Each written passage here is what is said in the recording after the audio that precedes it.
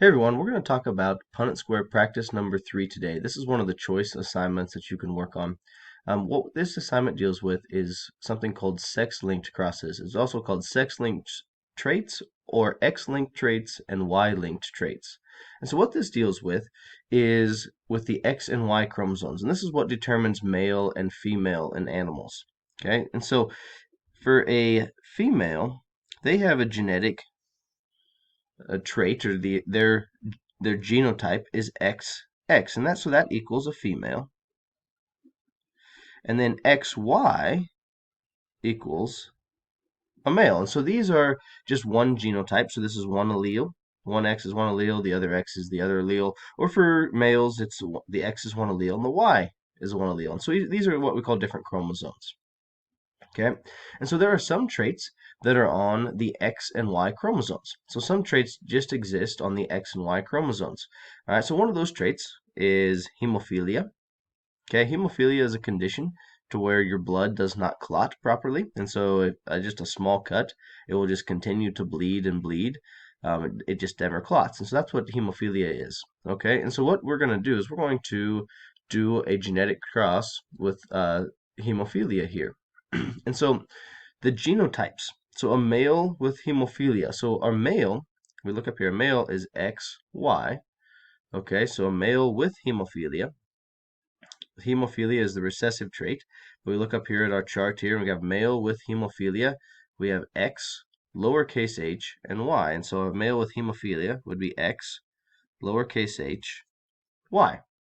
Now, the lowercase h is the hemophilia trait. It's just on the X chromosome. So that's how we write that the trait is on the X chromosome. Okay, it's really similar just to writing a capital H and a lowercase h, things like that, but this is on the X and Y chromosomes, and that's why we write it that way.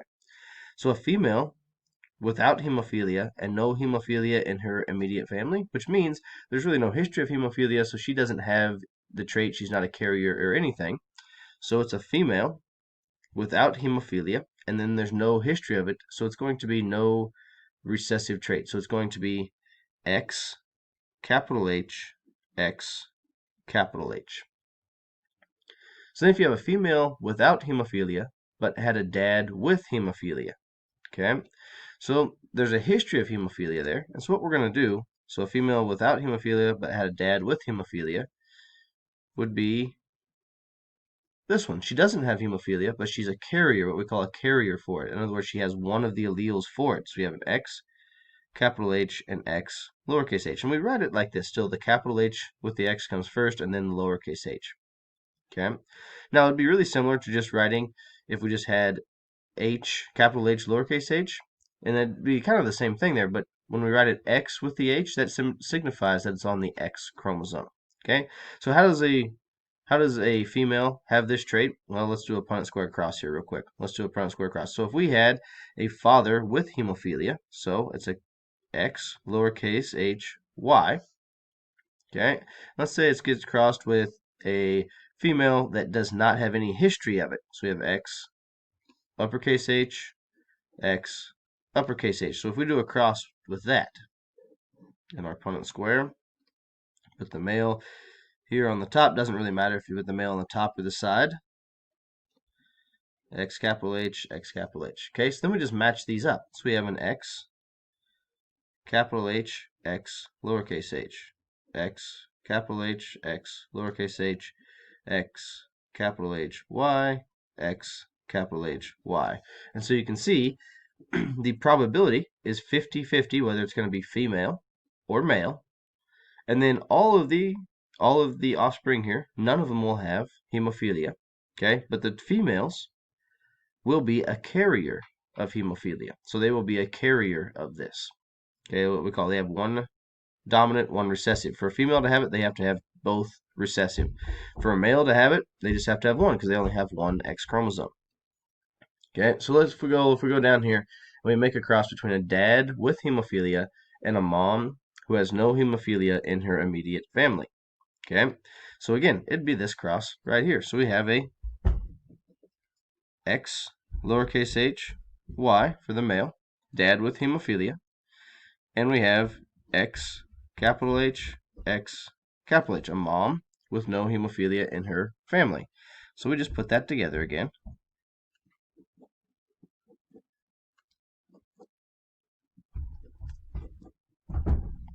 Okay, and we get two different genotypes here. We have two different genotypes. So we have the female, who is an X, capital H, X, lowercase h.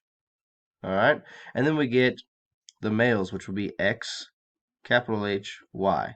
So the phenotypes of this, we actually have two different phenotypes kind of thing here. We have a female, because it has two X chromosomes, so it's a female, and it is a what we call a carrier.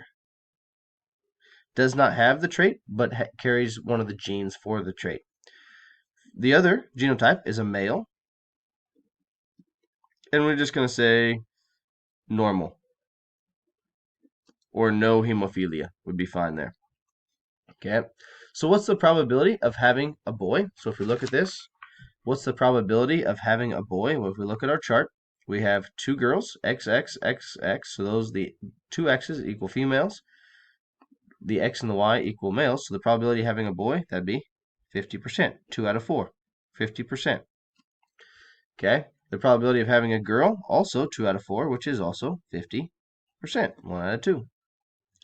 Okay, what's the probability of having a child with hemophilia? Well, that's going to be none of these children would have hemophilia. The females would be carriers, but they're not going to have it. So the answer is 0%. What's the probability of an offspring will be a male with hemophilia in this one? We have two males. Both of those are normal, so it's going to be 0%. What's the probability the offspring will be a female with hemophilia? Well, 0%. Both of those, these two females right here, they're going to be both be normal. They'll be carriers, but they won't have the hemophilia trait. Okay, what's the probability the offspring will be a male without hemophilia? Well, we have two males out of the 4. Both those males don't have hemophilia, so that's going to be 50%, 2 out of 4. What's the probability the offspring will be a female without hemophilia? Well, we have 2 out of the 4 are females. Both these females will be normal, so 50%. There you go. So you're going to do the same thing, okay, something similar here on the next pages. Okay, the next one deals with color blindness. Okay, again, it's on the X chromosome. Okay, so a chromosome, so a female, X with a normal trait is a capital C. Okay, that would be a normal female.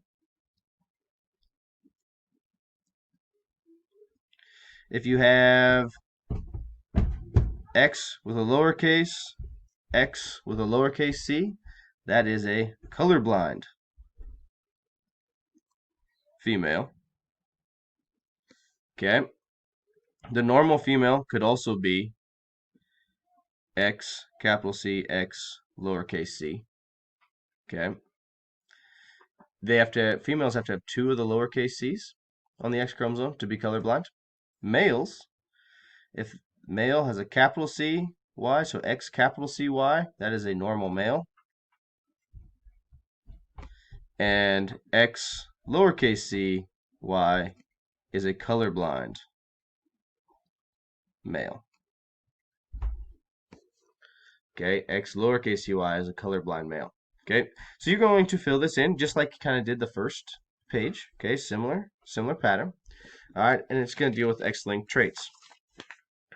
This one you're going to make it a cross of the dad without hemophilia and a mom who is a carrier without hemophilia. So the beginning of the video here, it talks about what a carrier means. Okay, you're going to do a color blindness one right here. Again, you can look back. Okay, and then the last page, you're going to deal with what is called a Y-linked trait. So it's the same process, except for the trait, instead of the trait being on the X chromosome, the trait's going to be on the Y chromosome. So you're going to instead put it on the Y chromosome. Okay? And so basically, if something's on the Y chromosome, that means that only males can get that trait because only males have that Y chromosome. All right? So like always, if you need help with this, please contact your teacher. But good luck, and thanks for all your hard work, guys.